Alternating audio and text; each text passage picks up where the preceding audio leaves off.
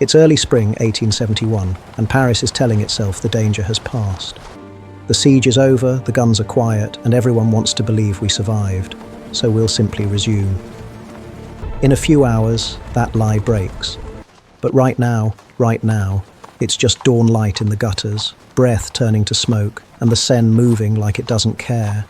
You hear shutters lifting, horses snorting, a broom scraping ash. You smell coal, river mud, and bread. Dark, thin, expensive.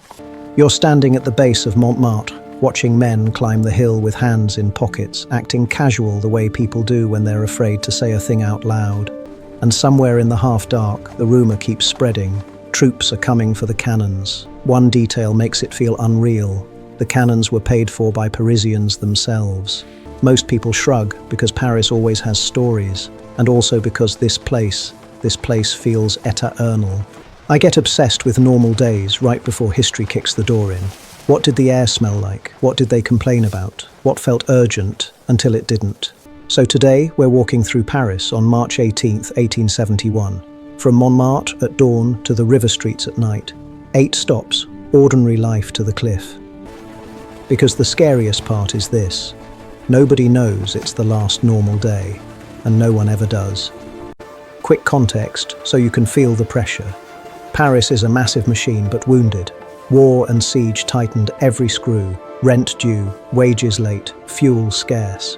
The boulevards look polished, the back streets feel hungry. And if you live here, 3 things matter. 1. Hunger plus money. Bread sets the mood. A small price jump isn't a statistic, it's dinner vanishing. 2. Crowding plus logistics. Water carried, waste hauled, coughs travel. When systems strain, tempers do too. 3. Power splitting. The government sits in Versailles. The National Guard holds guns in Paris. That shape can't stay stable forever. People just pretend it can. Route, dawn, mid-morning, midday, afternoon, dusk, night.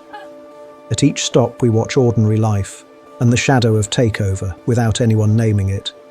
All right, let's start where the match is struck.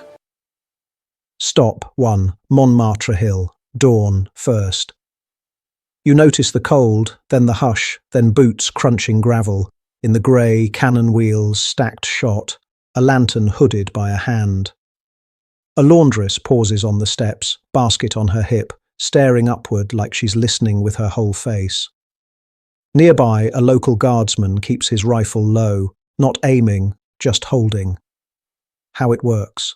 Those cannons aren't state property in people's minds, they're Paris's. The guard feels like the city's insurance until someone decides to collect. Tension. Regular soldiers arrive, orders whispered, people gather. Someone says, "They're taking what's ours." Why this matters? This is where you see how fast public order becomes a personal insult. Foreshadow. And the wild part is, by breakfast, authority here will flip without a formal announcement.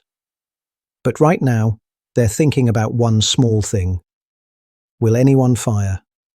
Down the hill, because the city still has to eat. Stop 2. A bakery line.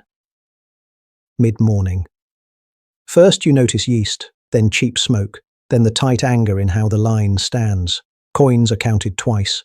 A crust is inspected like proof. A seamstress, fingers red from cold, whispers the price like repeating it might make it fair.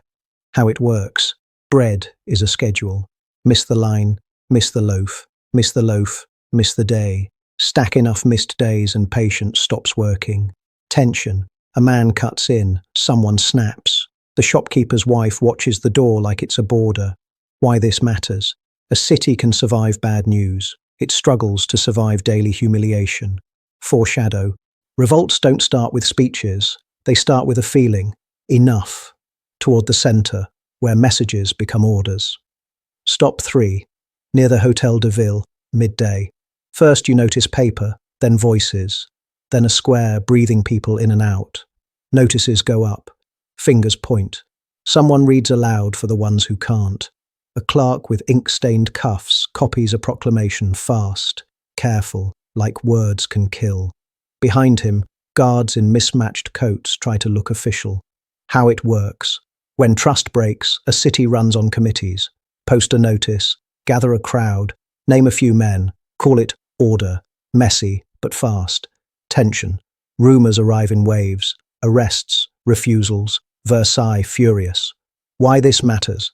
Once information becomes authority, whoever controls the wall notices controls the day. Foreshadow. Once a city issues its own orders, it rarely goes back to asking permission.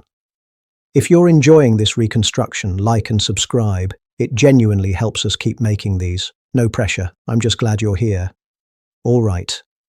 Back to 1871. Stop 4. A Haussmann Boulevard. Afternoon. First, you notice the space, then the quiet, then curtains twitching behind glass. Carriages roll by like they're trying not to touch the air.